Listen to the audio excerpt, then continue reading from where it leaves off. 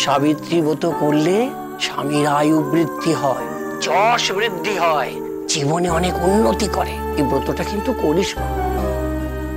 মামা, আমি তোমাকে অনেক মিথ্যে কথা বলেছি, কিন্তু এই সাবিত্রী ব্রতটা করে আমি অন্তত একটা সত্যি কথা বলতে চাই।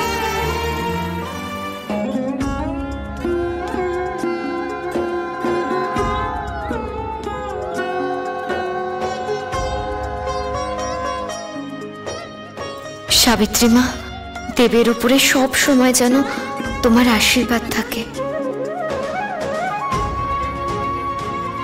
শহুরে বাবুকে তুমি শক্তি দাও মা, শহুরে বাবু যেন সব লড়াইয়ে জিততে পারেন।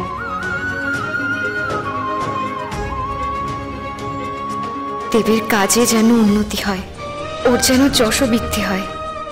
শহুরে বাবু যেন সব সময় খুব সুখে থাকেন, খুব শান্তিতে থাকেন, কখনো যেন কোনো দুঃখ না পান। অনেক বাধা পেরিয়ে আমি দেবকে পেয়েছি, আর কোনোদিনও আমাদের যাতে আলাদা না হতে হয়। আমি থাকি বা না থাকি, সাবিত্রী মা তুমি কিন্তু সব সময় শহুরে বাবুকে রক্ষা করো, শহুরে বাবুকে আগলে রেখো।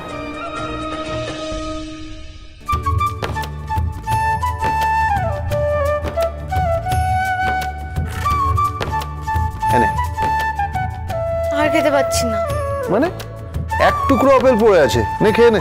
না না, আর খাওয়া ইম্পসিবল, আর খেতে পারবো না। কি বলছিস ইম্পসিবল মানেটা কি? খেতেই হবে এটুকু, খা। আমি সত্যি আর খেতে পাচ্ছি না। পার্বতী বড় বড় চোখ করে দেখছে, দেব পারোকে খাইয়ে দিচ্ছে। ওর মনেও নিশ্চয়ই স্বাদ জাগছে, আমি যদি একটু খুঁচিয়ে ঘা করে দিই, যাতে পার্বতীও সাবিত্রী ব্রত করতে চায়, আর এমন কিছু করে বসে যে একেবারে হাটের মাঝখানে মিথ্যের হাঁড়িটা ফেটে যায়।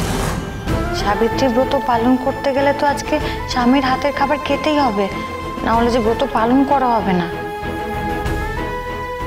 কি করে খাবো আমি শহুরে বাবুর হাতে?